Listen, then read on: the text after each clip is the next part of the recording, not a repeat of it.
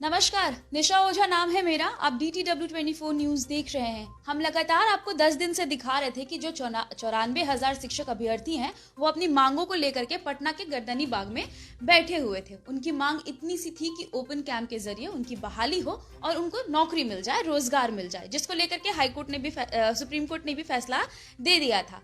अब बड़ी खबर ये आ रही है कि नीतीश कुमार जो मौन थे पिछले 10 दिनों से इस मामले पर, उन्होंने हरी झंडी दे दी है उन 94,000 शिक्षकों की बहाली को लेकर के, जो कि कहा जा रहा था कि रद्द होने वाला है। लेकिन अब ये रद्द नहीं होगा। उनकी मांगों को नीतीश कुमार ने सुन लिया है और अब ये कहा जा रहा है कि उनकी बहाली होगी। इस पर ज्यादा बात करने के लिए हमारे साथ हमारे सहयोगी विकास है। इनसे बात करेंगे और इनसे जुड़ेंगे कि आखिर जो 10 दिन से नहीं बोल रहे थे, अचानक से नीतीश कुमार ने सरप्राइज दिया उनको, या उनके दिमाग में क्या आया कि अचानक से उन्होंने फैसला लिया कि वो 94,000 शिक्षक जो खुले मैदान में इतनी ठंड में प्रदर्शन कर रहे हैं, उनकी बहाली होगी। क्या कहना चाहेंगे इस पूरे मामले में आप? देखिए निशा, बड़ी खबर है आज की तारीख में। खास करके 94,000 शिक्षक अभ्यर्थी जो आंदोलनरत है, तकरीबन 10वां दिन आज उन लोगों का था। 26 जनवरी में उन्हें सुरक्षा कारणों से वहां से हटा दिया गया था। वो लोग हट भी गए थे और शुरुआत के पहले दूसरे दिन लगातार उग्र हो गए थे ये लोग, जिसके कारण लाठीचार्ज भी हुई थी, कई घटना भी देखने के लिए सामने आई। लेकिन सारे संघर्षों के बावजूद इन लोगों के लिए एक बड़ी खबर सामने आ रही है। हालांकि ऑफिशियल जानकारी नहीं है, लेकिन विश्वस्त सूत्रों की माने तो इन लोगों की मांग मान ली गई है। और जो थोड़ा बहुत प्रक्रिया बचा हुआ था, जिस पर संशय बरकरार थी कि हो सकता है कि शिक्षक बहाली रद्द भी हो जाए, तो अब रद्द ये नहीं होने जा रहा है। ऐसी खबरें सब सामने आ रही है। बहाली प्रक्रिया पूरी होगी। ओपन कैंप लगाकर के जो मांग थी शिक्षक अभ्यर्थियों की, जो लगातार गर्दनी बाग, पटना की गर्दनी बाग से ये मांग उठ रही थी कि ओपन कैंप लगाकर के शिक्षकों की बहाली की प्रक्रिया पूरी की जाए, उस पर मुहर लगती हुई दिख रही है। नीतीश कुमार ने इस पर हरी झंडी दे दी है और खास करके ये शिक्षकों अभ्यर्थियों के लिए जीत है, क्योंकि तकरीबन आज 10वां दिन था और लाठी डंडे खाने के बावजूद भी इसी ठंडी में वो लोग लगातार प्रोटेस्ट कर रहे थे। भले ही भीड़ कम हो रही थी, अधिक हो रही थी। 25 जनवरी को भीड़ हालांकि कम देखने के लिए मिली थी, फिर 26 जनवरी को ये लोग वहाँ पे नहीं थे सुरक्षा मानकों के कारण, और आज फिर उन लोगों की संख्या अधिक थी, अच्छी खासी जनसंख्या देखी जा रही थी। और आंदोलन की रूपरेखा और दशा जहाँ तक बात करें तो कुछ लोग उग्र भी नजर आ रहे थे। और जब भी पब्लिक ओपिनियन या हम लोग का जो खबर चल रहा था, तो उसमें लोग कहीं ना कहीं उम्मीद कर रहे थे कि सरकार हमारी मांगे मान लेगी, क्योंकि लगभग में अधिकांश प्रक्रिया हो गई थी। कुछ एक प्रक्रिया भी बची हुई है, एक तरह से अंतिम प्रक्रिया बची हुई थी, जिस पर उम्मीद सब लगाए बैठे थे कि जल्द से जल्द बहाली हो जाए। तो बड़ी खबर है शिक्षकों के लिए और बिहार के लिए भी, क्योंकि 94,000 रोजगार, एक तरह से समझिए जो रोजगार का मुद्दा चुनाव में सबसे ज्यादा चरम पर रहा, वो 94,000 शिक्षकों की बहाली एक तरह से प्रक्रिया जल्द से जल्द, वो भी इसमें ये भी बताया जा रहा है, जो हम लोगों तक जो जानकारी आई है कि जल्द से जल्द इस प्रक्रिया को पूरी कर ली जाएगी। मैं वापस दोहरा दे रहा हूं लाइव के माध्यम से 4-5 पॉइंट्स में कि यह ऑफिशियल जानकारी नहीं है, लेकिन उम्मीद की जा रही है कि शिक्षा विभाग की तरफ से शाम नहीं तो देर रात तक इसकी जानकारी आ जाएगी ऑफिशियल तौर पर, आधिकारिक तौर पर। सीएम नीतीश कुमार इस पर सख्त रुख नहीं अपनाए हैं, बल्कि नरम नजर आए हैं और उन्होंने ही पहल करके इस बात को आगे बढ़ाया है कि जो बहाली की प्रक्रिया है उसको जल्द से जल्द पूरी की जाए, बहाली रद्द नहीं होगी। और शिक्षक आंदोलन के मद्देनजर ये लिया गया है, क्योंकि दबाव में सरकार कहीं थी। तेजस्वी यादव भी पहुंचे थे, विपक्ष ने भी इस मामले को तूल दिया था, तो ये मुद्दा था। तो इस मुद्दे पर कहीं ना कहीं सकारात्मक रुख सरकार ने अपनाया और शिक्षक आंदोलनकारियों, अभ्यर्थियों जो हैं, उन लोगों के लिए बड़ी राहत की खबर है। और उम्मीद की जानी चाहिए कि आज शाम तक या देर रात तक उन लोगों के लिए ऑफिशियल लेटर मिल जाएगा और उन लोगों के लिए बड़ी जीत साबित होगी अगर ऐसा हो जाता है। बिल्कुल, जो लगातार 10 दिन से बैठे हुए हैं खुले मैदान के नीचे ठंड में, जो वो लोग प्रदर्शन कर रहे थे दिन रात, सरकार से यही मांग कि उनको नौकरी मिल जाए, रोजगार मिल जाए। इस मामले में विपक्ष भी उनके साथ खड़ी हो गई थी। तेजस्वी यादव ने उनसे बात भी की थी इको पार्क में। हमने वहां पे भी आपको दिखाया था कि किस तरीके से उन लोगों ने ये कहा था कि गर्दनी बाग में जब वो प्रदर्शन कर रहे थे तो दूसरे ही दिन लाठी डंडे उन पर भांज कर उनको वहां से हटा दिया गया था। लेकिन अब जब इतने दिनों की खामोशी के बाद नीतीश कुमार ये बड़ा फैसला लेने जा रही है, अशोक कुमार चौधरी जो इस मामले में नहीं कह रहे थे कि बहुत दिनों के मतलब इस पर अभी हम बाद में प्रेस कॉन्फ्रेंस करेंगे, तब इस पर बात करेंगे, अभी इस पर बात करने के लिए सही मौका नहीं है। आपको क्या लगता है विकास की जो बातें चल रही थी उनके तरफ से कि नीतीश कुमार इस पर सीरियस नहीं है या शिक्षा मंत्री सीरियस नहीं है, उनसे जब पूछा जा रहा था रिपोर्टर्स के थ्रू, नीतीश कुमार से भी पूछा गया, शिक्षा मंत्री से भी पूछा गया, वो लोग टाल दे रहे थे कि ये बात करने का सही समय नहीं है। लेकिन अचानक से इस तरह से ये खबर जो आना, ये क्या लग रहा है आपको? ये शिक्षकों की जो 10 दिनों की प्रदर्शन थी उसकी देन है, या फिर सरकार चाह रही है कि अब जो हमने वादे किए हैं वो उस वादे पे खरे उतरे? देखिए, बिहार में जो भी बहाली होती है, शिक्षक बहाली हो या नॉर्मल, अगर एक क्या कहते हैं, मतलब सरकारी कार्यालय में जो टाइपराइटर या स्टेनो वगैरह का जो होता है नॉर्मल डिजिग्नेशन हमने अभी दिमाग पे आ रहा है, लेकिन वो जो कॉन्ट्रैक्ट बेस पे होता है, उन लोग वो भी प्रक्रिया 6 महीने 1 साल तक की जाती है। तो बिहार में कोई ऐसी नौकरी की प्रक्रिया नहीं है कि आपको 1 महीने के अंदर अप्लाई किया और आपको जॉब हाथ में लग जाना है, ठीक ना।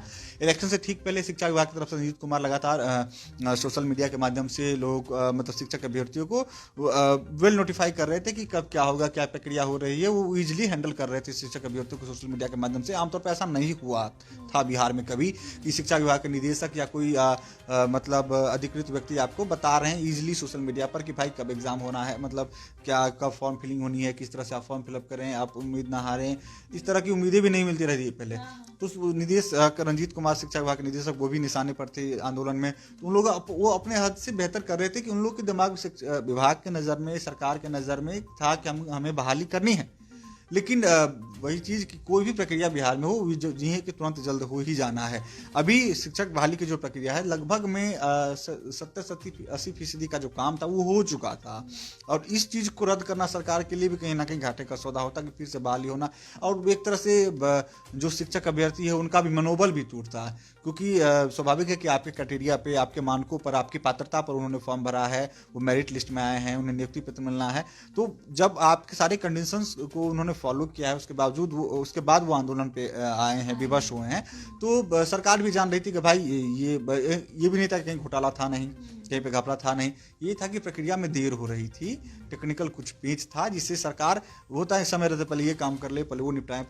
तो वो निपटाने के चक्कर में शिक्षक आंदोलनकारी जो थे, अभ्यर्थी जो थे, उनका वो लोग मतलब आवेश में आए, उन लोग को नहीं रहा गया, सब्र सीमा एक तरह से कह सकते हैं, सब्र की सीमा तो टूटा। वो लोग राजधानी पहुंचे, आंदोलन किए, मामले ने तूल पकड़ा, यहाँ पे लोग चोटिल हुए हैं, घायल हुए हैं, संघर्ष किए हैं, सरकार के पास दबाव था। और दूसरी बात यह है कि शिक्षा मंत्री के लिए भी व्यवस्था हो गई थी कि जहाँ भी वो जा रहे थे, सबसे पहले उनसे ही मीडिया पूछ रही थी कि भाई शिक्षक आंदोलनकारी 94,000 जो हैं अभ्यर्थी, उन पर आप क्या कहेंगे।